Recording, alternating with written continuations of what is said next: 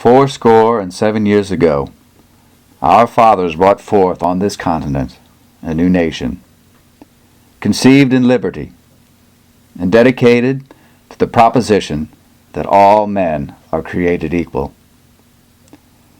Now we are engaged in a great civil war, testing whether that nation, or any nation so conceived and so dedicated, can long endure.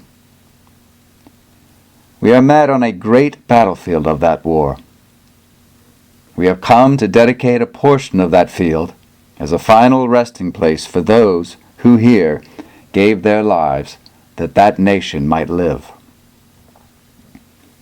It is altogether fitting and proper that we should do this.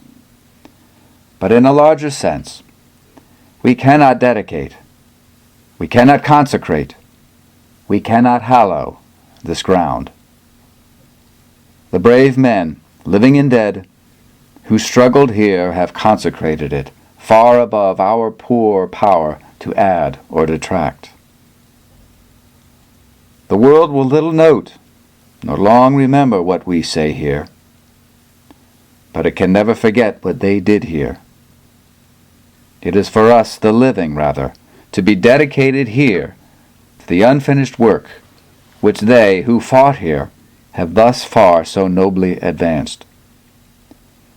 It is rather for us to be here dedicated to the great task remaining before us, that from these honored dead we take increased devotion to that cause for which they gave the last full measure of devotion.